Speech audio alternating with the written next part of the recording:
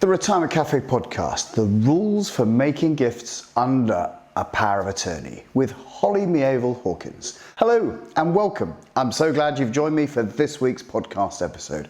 This week, I'm delighted to welcome back Holly Mieville-Hawkins in our first conversation on the podcast. In episode 130, Holly and I discussed statutory wills and dying intestate. This week, Holly is back to discuss the rules around gifting when you're acting in the role of attorney under a power of attorney. This is a very specific topic, but an important one.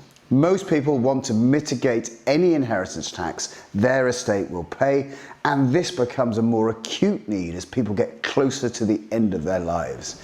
And it's no different when you're acting in a loved one's best interest as their attorney, if they've lost mental capacity. One way to reduce your inheritance tax liability is to gift some of your assets in your lifetime. But the rules around gifting are complex and they're perhaps more ambiguous and subjective when you're acting as an attorney under a power of attorney. So I'm really grateful to Holly for joining me today. Holly is a solicitor who specialises in the court of protection and mental capacity. She sits on the Wills and Equity Committee at the Law Society, which consults the government on issues around mental capacity and lasting powers of attorney. And she is an active commentator in the national media. In this episode, we discuss the important role an attorney plays, how to understand what's in a donor's best interests, how this differs from self-interest, and what this means for gifting. Holly shares a fascinating story about a wealthy lady and her attorney to illustrate the point. The main rules on gifting on how much you can give away when you're acting under a power of attorney, the role of the court of protection. I hope you learn a lot from this information-packed episode. So without further ado, here's our conversation. Welcome back to the Retirement Cafe podcast, Holly. Thank you. Thanks, Justin. It's absolutely great to be back. Thank you for having me. Well, once again, we've desperately arranged this to be in the morning because we know how sharper you are. Yeah. I know, it's terrible. I didn't get a great amount of sleep last night. My toddler was up coughing, so maybe I'm not the sharpest I could be. Right, so please don't rely on any of Holly's advice today. Seek independent legal advice from a paid professional. So Holly, thank you so much for the last conversation we had. It was really interesting, all about powers of attorney and deputyships and statutory wills and fantastic amounts of knowledge there. We wanted to move into another area that I know that people can struggle with a little bit, and we have touched a bit about inheritance tax planning, but kind of the classic thing lots of people ask about is, can I give everything away? Yeah. What can I give away? Can I give away money when I'm a deputy? Wasn't yes, you can give everything away. It was yes. About that. If I'm a deputy, can I give away? If I've got a power of attorney, can they give it away? There's a lot of gifting. You can understand why people might want to give things away, especially if they know that there's going to be an inheritance tax liability. Yeah. It's a tax bill that is coming, but sometimes is in essence voluntary, because if you haven't got any assets, you don't have to pay any tax. Let's expand on the topic of gifting. Absolutely. It's one of my favorite topics, actually. So I'm really pleased to be talking to you about it today. Great. Where do we go? Tell me, why is it one of your favorite topics? I think it's one of my favorite topics because it's really misunderstood. I think it's one of those situations where attorneys and deputies sort of I think they think that they have carte blanche to sort of give the gifts that have always been made. I think they think that they could just sort of carry on doing whatever the person that lacks capacity had always done, or what they think that they would want to be done. And that's absolutely not the case at all. Right. And actually, there are quite strict rules about gifting that are in place. Would it be helpful for me to sort of just give a brief overview about what the basic rules are? Absolutely, yeah. Okay, so I won't talk about sort of the mental capacity test as such, but what I will say, because obviously that's been dealt with in other podcasts, but what I will say is when somebody lacks capacity to make a specific decision, i.e. the ability to gift £10,000 to a granddaughter because they're getting married or something like that. Any decision about that issue has got to be made in the person's best interest. Now, best interest is is defined in Section 4 of the Mental Capacity Act 2005, and I won't bore you with the law too much about it, but basically, you've got to make the decision in that person's best interest, which means you've got to look at their previously expressed wishes and feelings, any sort of written down wishes and feelings that they've got, any conversations you've had. So you can look at the will that they've made, the power of attorney that they've made, look at previous actions they've made. So have they made sort of similar size gifts before? Have they been worried about inheritance tax planning before? Have they taken advice on it? That sort of side of things. Speak to their advisors. You also need to sort of think about your own views as an attorney, or the views of any other attorneys, views of family members, views of anyone that would want to be caring about that person's decision making. So you've got to balance all of this up. It's quite a complex decision-making process, and then come to your best interest decision. And unfortunately, you don't just then have the ability to do whatever you think might be in that person's best interest, even when you've gone through all of that process when it comes to gifting. So the Office of the Public Guardian, who are the sort of government body that monitor attorneys and deputies, have produced a brilliant note about gifting, I have to say, and it can be found on their website. Very in a very standard way when it comes to mental capacity law. There is sort of like no standard approach that applies to gifting, but but there are sort of standard restrictions that are in place. And Section 12(2) of the Mental Capacity Act 2005 says that an attorney can only make gifts where those gifts are on a customary occasion, which means like a Christmas or a birthday or something like that, to people that are related or connected with the donor, or to any charity that that person may have previously given to, where the value of the gift is not unreasonable, having regard to all of the circumstances, and in particular the size of the donor's estate. So basically what this sort of means is like 100, 200 quid can be given at Christmas or a birthday or something like that. And that's okay, provided they can afford it and the donor didn't sort of say, no, never give any money to Rachel. She's awful. I don't want to give any money to Rachel ever again. If that sort of thing hadn't applied, then it would be fine to give 100 quid to Rachel at Christmas if it's something they've kind of always done. Now, deputies have very similar guidance to that in their deputyship order. And as a general rule, anything over and above that will need authority specifically given to the attorney or the deputy from the Court of Protection. But you can imagine that when the sort of reality of that sort of sunk into the Court of Protection, the attorneys and the deputies of the world, everyone sort of had a slight heart attack and were making so many applications to the Court of Protection that it just became slightly unmanageable for the Court of Protection. So back in 2013, the Court of Protection published a judgment called MJ and JM and the Public Guardian, and this was Senior Judge Denzel Lush, who's a fantastic judge, really sensible, very practical. He was a solicitor at the firm I used to be at, actually. So like he's just sort of been around the block, got it from a practical perspective. And he said, as a really rough guide, sort of the amount that you can go up to in terms of gifting, if the following circumstances are in place. So a person's got at least a nil rate band in their estate, so it's about 325 for most people, £325,000. They've got a life expectancy of less than 5 years. This is the person that lacks capacity. Where the gifts are affordable, taking into account the person's care costs, and they won't adversely, so negatively affect their quality of life and care, and there was no evidence that the person didn't want to make any such gifts, you can make gifts of up to £3,000 from capital each year, and you can make a gift of about £250 per person from income, up to about 10 people, without additional authority from the Court of Protection. All right. So that's not like in addition to that de minimis gifting from customary occasions rule. This is sort of like your total amount you'd be able to gift in the year is £3,000 from capital, and then about 250 to about 10 people, if all of those conditions apply. And that is it. There is no more ability to make gifts whatsoever unless you've got authority from the Court of Protection, and that authority has been specifically given. There is some tiny exemptions where it comes to sort of maintaining spouses and things like that, and you'd need to take specific specific advice about that, because it can get quite complicated about what's a gift and what's maintenance. So I wouldn't advise anyone does anything over and above that sort of £3,000, £250 without seeking specific advice or specific authority from the Court of Protection. So, Holly, the one thing that I'm not sure you touched on there, which I would think that would be quite relevant, of course, is the affordability of it. So income versus expenditure. We know that some people live on their expenditure is very low, and some people's is significant. And of course, there's judgment attached to that. Of course, there is. But the reality is,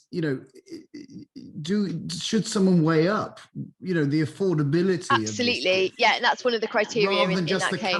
the capital, the sums. It's like, well, okay, what are their outgoings? What's their income? Absolutely, and that's one of the conditions in the MJ and JM case. It says that the gifts have got to be affordable, taking into account the person's care costs, and it won't adversely affect their standard of care and quality of life. That's a crucial consideration.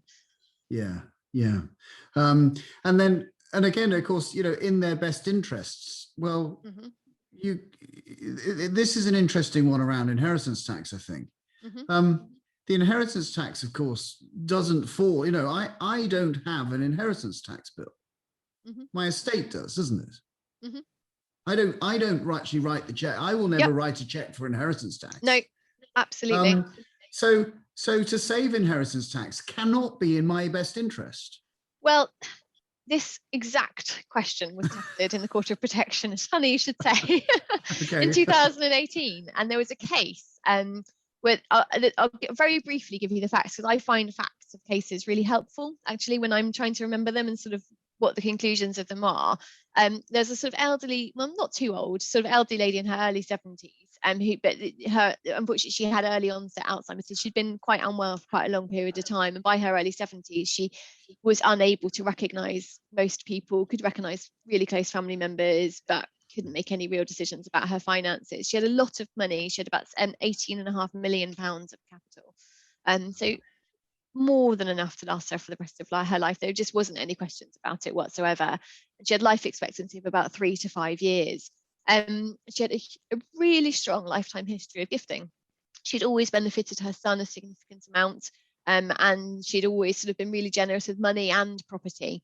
And when she had capacity to do so, she had sought tax advice about income tax and capital gains tax, but not about inheritance tax. And that's quite an important thing here.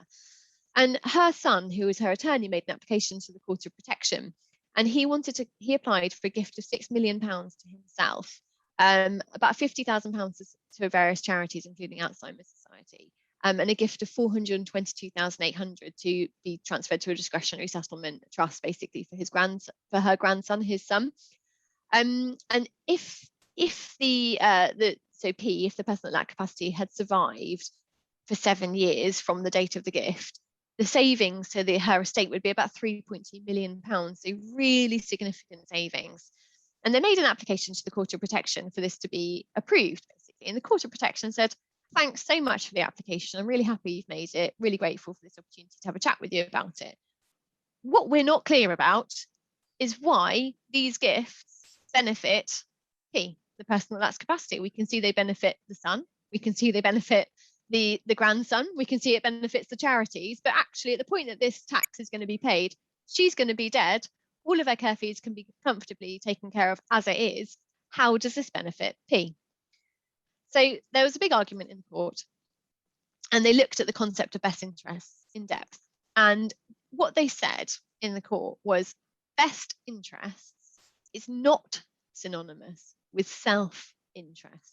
Okay, so best interests can incorporate an element of benefiting others, provided those others are people that you would want to benefit and have benefited in your life. That sort of benefit reflects back on you, because actually it's something that would make you happy as a person that you were able to do. There's an accepted sort of thing, essentially. And the court concluded that there is absolutely no presumption whatsoever in favour of tax planning. Okay, so it doesn't matter who you are, there's no presumption. Your court aren't just going to say, oh yeah, you're a person, you'd want to save inheritance tax. No, what they're going to look at is your history And they said it was important that she'd taken tax planning advice in her life. And actually, the tax advisors and the financial advisors' notes were all exhibited as part of this case. And they said that it's actually probably because she wasn't old enough to take inheritance tax planning advice that she didn't take it, because she was in her 50s when she started to lose her capacity. And they said that affordability is absolutely crucial, as you were saying. But just because something's affordable doesn't mean that the gift is the right thing to do. So they looked at her and they said, yeah, she's got a history of taking tax advice. She's got a history of gifting. She's got a history of wanting to benefit these charities, history of wanting to benefit her son and her grandson. Gifts are more than affordable to her. Her son was her appointed attorney, therefore she put trust in him and his views were important. And they said, yeah, okay, in this situation, we'll approve those gifts. So they looked at the entire remit of her history and sort of really weighed it up. And it's quite important as well in this case that, do you remember, when we previously spoke on our podcast before, I spoke about the official solicitor. Now they're the government body that sort of are responsible for representing people that lack mental capacity. When you're making an application to the Court of Protection for approval of gifts of this sort of size or anything that's over and above that sort of small de minimis sort of allowance, the official solicitor will always be appointed for the person that lacks capacity, because normally there'll be a conflict of interest from the person that's applying to the person that that is going to be so the person that's incapable. There's normally a conflict of interest, and the official solicitor manages that by representing the person that lacks capacity. Yes, yeah. And I'm just thinking that this also crosses over to my world. There are a number of investment kind of inheritance tax efficient investments that utilize something called business relief. Yeah. And they're promoted quite heavily. And within a couple of years, if you hold these investments, they can fall outside your estate. And I must admit, I'm a cautious man with my clients' money, and I look at those and I think, especially if someone hasn't invested in something like that in the past, is to go, would they invest in? Why would we go to this level of individual? I mean, investments which are, in my opinion, have more risk to it than a global equity fund of 17,000 different companies across the world. They're in a tight regime of where they're invested and what they can be invested in, and to benefit from the business relief kind of tax wrapper, they have to be, and therefore, to me, going, well, they haven't invested in these types of things before. Would they now invest them? Are they only being done to, in essence, mitigate inheritance tax for the next generation? The Court of Protection have looked at this issue in quite a lot of detail as well, which I'm sure you're not surprised about, because it's just as important in terms of inheritance tax planning as gifting is. And there's a particular case back in 2015, REPP, which dealt with this case exactly, where there was an elderly lady who appointed her son-in-law and a professional to be her attorney. So she had joint and several attorneys, basically. So they're both authorised to make all decisions, essentially. She really didn't like her daughter, really didn't like her. And whilst she was the beneficiary of her estate, she expressly said, I want her to pay inheritance tax. I don't want to do any inheritance tax saving. Thank you very much. Now, the attorney, who's her son-in-law, kind of ignored that and did loads of huge gifts to the daughter, including sort of property and money, without any authority. So the Court of Protection absolutely wrapped him over the knuckles about that, and I sort of tried to unwind all of those gifts. But he also did exactly what you were just saying, invested a significant proportion of her remaining monies in a business property relief scheme. And the Court of Protection were absolutely livid at him. They said, BB, who's the attorney, and this is a quote, and they say it just much better than I could possibly ever say it. BB did not act in P's best interest in instructing a financial advisor to make investments whose primary purpose was for the saving of inheritance tax. I consider that BB, the attorney, has a conflict of interest in carrying out a review of the inheritance tax saving octopus investments and deciding whether or not they are in P's best interests. The court said that where you're making a significant increase in the investment sort of risk for a client or for P that lacks capacity, where there is any element of conflict of interest, or where there's a significant sort of gearing of risk into increasing risk rather than sort of decreasing risk, then specific authority from the Court of Protection must be needed. So whilst there is no element of gifting, actually the impact on the estate of the person in lacks capacity could be quite significant. There's a risk that's being taken that doesn't need to be taken, and that doesn't benefit them in the traditional sense. So you've got to go to the Court of Protection to see why it's in their best interest that this saving should be made at this stage. It's not to say it can't be done. It can be done. And there are cases where it's the right thing to do, but the Court of Protection will want to sort of sign off on that. Yeah, it reminds me of a case I was referred a client by a local law firm, and they said, we've got this 92-year-old lady with a significant portfolio with HSBC. Would you review it for her and give us some advice? And I said, well, before we do that, let's just ask ourselves the questions. What does a 92-year-old need a significant portfolio in the equity markets at the age of 92 for? Yep. What is the purpose? Because for most of us, the reason we invest is because we're trying to provide for our future. Yep. And the greatest friend in investing is time. Yep. The longer the longer we have, the more opportunity, or the less the less risk that we suffer. And therefore, at 92, you kind of go, well, what is your life expectancy at 92? It actually will be probably 2.5 years, but if you're in reasonable health. But then you're going, well, that's a pretty short term. Actually, very short time in the frame. investment world. Yeah. So if you are only investing then for the next generation, possibly actually, and therefore I think this lady did have capacity. So maybe the actual advice should really be is once we've secured the assets that you need for your lifetime, including care, including whatever, actually maybe gifting just normal gifts to the family. Maybe and it might be, and that's why it's so important that people take advice from someone like yourself who's solar accredited, the Society of Later Life Advisors accredited, because it means that you really understand the wider issues about elderly care, elderly planning, and sort of elderly investments. And that's why I'm a member of Solicitors for the Elderly, because actually I'm proud to hold the accreditation of someone that really understands elder law and the issues about client care and the issues about sort of what it means to be an older person and what their objectives might or might not be. Rather than sort of my client's always the person that lacks capacity rather than their attorney. I'll always be acting in the best interest of the person that lacks capacity, and sure. that was always the bottom line for me. So Holly, what can people do? Let's say they've got capacity. What can they do? Gifting.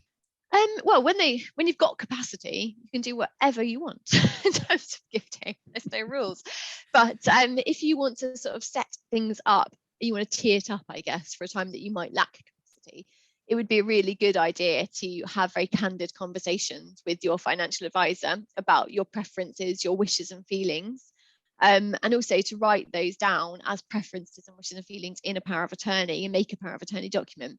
One thing you can't do is bind your attorneys. You can't force them. You can't say, you must give £10,000 a year to my daughter, Fiona. You can't do that, but you can say, if I've got spare capital, spare income, I would like this to be considered as something that's in my best interests. It doesn't mean that the Court of Protection application won't need to be made. The Court of Protection application will always need to be made if you're gifting anything over and above those sort of small amounts we talked about at the beginning. But if you've made it very, very clear in writing and to multiple people that this is what you'd prefer, that would be very persuasive to the court at a later stage where a decision needs to be made about your assets. And, it's quite an interesting one, isn't it? Because I think people think, they've heard the rules of, well, we can give £3,000 a year away and we can do that each from husband and wife. And then if we missed it last year, we can carry that forward a year and we can make small gifts and we can, but they think the reality is there isn't a limit. There isn't a limit at all. It's just that those gifts. Well, when you've got capacity, there is no limit. Yeah. Absolutely. And it's only if you die within the 7 years, that those are brought back into the calculation of what your estate is. It's just that you're not actually, but people do, they see, oh, we're only allowed to give you £3,000. It's like, well, actually, no, you're not. And if you've got lots of income spare, then that's even better, And of course, the regular gifts from income and proving, and I would have thought, how would the regular gifts from income, that presumably would be another application if it was a significant, anything over and above 250. But again, if there'd been a history of regular gifts from income, and it was easily shown that it was affordable, would still it depends on the purpose. So that there's been a case in the last year or two that looked at the difference between sort of gifting and not maintenance but benefiting, and so I'm not going to go into it because it's actually really nuanced, but there is a situation where it might not count as a gift, it might be a sort of a benefit, and in that situation you can make more sort of transfers than just the sort of 250 that we talked about. But you really, really need to take very tailored advice about it because the case is very complicated and it's not something that I'm able to go into in any detail at this point. So the best advice I can give to anybody on a broad brush basis is just to make your wishes and feelings as clearly known as possible, maybe with a little side letter, a letter to your attorney saying this is what I would like, but I'm not binding you. This is my preferences. And then that attorney can then take specific advice about whether or not those gifts, those dispositions of money are gifts or whether or not they're benefits, and sort of whether or not an application to the Court of Protection is needed. Yeah.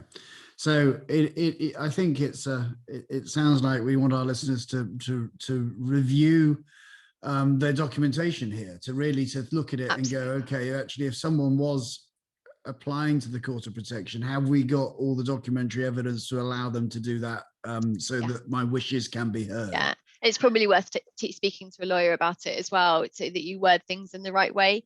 I always say to people, it's worth spending £500 £1,000 now to save, a £20,000 conflict in the Court of Protection at a later stage. It's always worth sort of a stitch in time saves 9. It's just worth sort of setting things up now if you can. And of course, it's a bit like many things in life, aren't they? It's very easy to get married, and it's difficult to get divorced. Oh, I know. It's very difficult. It's very easy to start a business with a partner or another co-director, but it can be difficult to get out of that arrangement. Yeah, absolutely.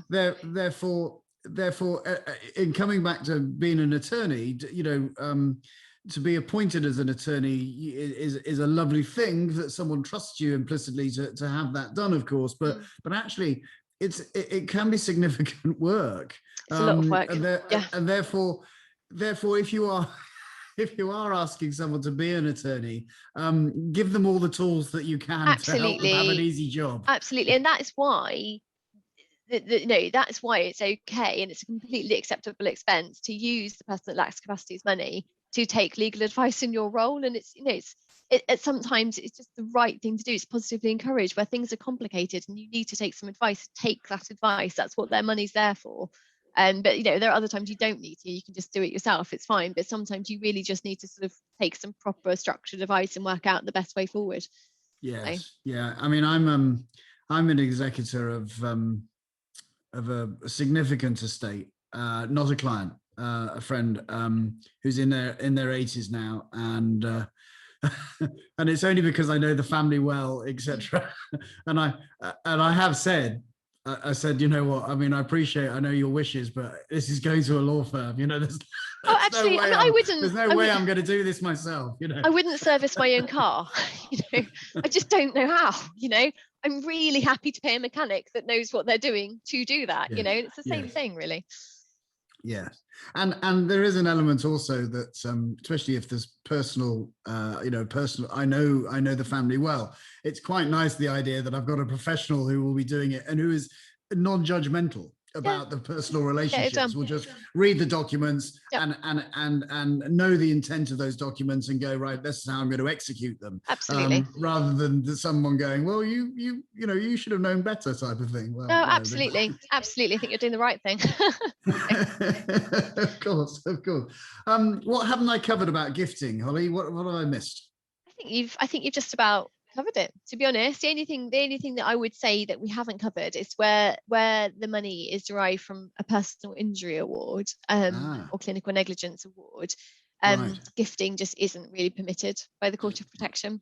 It's just not going to get anywhere with those sorts of applications. It's only where it's private wealth that the money will be able to be gifted in the right circumstances. It's probably worth just covering that, because obviously everyone's got different sources of wealth. So. And Holly, what's on something I've just thought of off the back of that, with statements about personal injury award, maybe possibly held in a trust, and obviously for the maintenance and the upkeep of the individual who has been awarded the money, and it may be held within a trust to protect it from certain things. Would that, I suppose, okay, if I'm just thinking this out loud now, I suppose that if the person who had received the award had placed the money in trust, of course, there would be further beneficiaries of that trust thereafter. So wouldn't need to make a will around that. Yeah, it all depends on the type of trust, because some trusts actually go to a person's estate when they die. Right. So there's no strict rule about that, actually. But yeah, you'd have to look at the terms of the trust. And coming back to our previous conversation regarding statutory trusts, would that be a scenario where that the statutory, you could apply for a statutory trust which statutory will for that statutory will? Sorry. Yeah. So yeah, I mean, so it depends on as I said, where you've got a trust situation. There's no set rule about whether or not the money will be yours when you die, whether it will go with your estate or whether it will then go to other beneficiaries of the trust. But if it goes to you and it's your funds when you die, then obviously a statutory will can dispose of those funds just like it can dispose of any of your other assets. Yeah, brilliant. Well, that's, again, fascinating. Thank you so much. Where, Holly, can people find out more about you and get in contact and get in touch if they need your help? Well, so I'm the head of the mental capacity group at Mitchell Moores LLP, so I'm quite easy to find. I've got a really unusual name, so just Google me and you can just find me. But yeah, I'm sort of around and about, and I'm on the Wills and Equity Committee, so I'm sort of part of the group of professionals that are sort of keen on sort of making the law in this area and sort of talking to the people that make that law. So I'm sort of always around and about. So if you ever want to get in touch with me, just give me a call, drop me a line. I'm really readily available. So just give me a Google. I'm on Twitter at legal_capacity, and I'm on LinkedIn as well. So yeah, always happy to chat with anybody if they want. Fantastic. Well, you've explained some pretty complicated topics in a very easy manner that even I can understand. So I really appreciate that. And so hopefully our listeners will be will be all over it. So once again, thank you so much for your time, Holly, and I look forward to talking. Really grateful. Thank you. Thanks, Justin. Thanks once again to Holly for taking time out of her incredibly busy schedule to join me today. To find out more about gifting under a power of attorney for inheritance tax planning, check out the show notes on our website at theretirementcafe.co.uk, where you'll also find some useful links, including a link to Holly's previous episode on statutory wills and dying intestate. As ever, if you've enjoyed this episode, please do leave us a review on Apple Podcasts. It really does help other people like you find us. This week, I would love to thank World Traveller 6 for leaving a 5-star review with the title Very Valuable, and said, as I start to think about retirement, I have found this podcast really helpful. It isn't just for wealthy people, but really for people who want to live well. Thank you, World Traveller 6, for taking the time to write a great review. I really appreciate it. To watch this conversation, head over to my YouTube channel, Justin King MFP, and be sure to subscribe and hit the bell symbol to receive notifications every time we upload a new video, so that you never have to miss an episode. So until next time, I'm Justin King, helping you feel more informed in your retirement.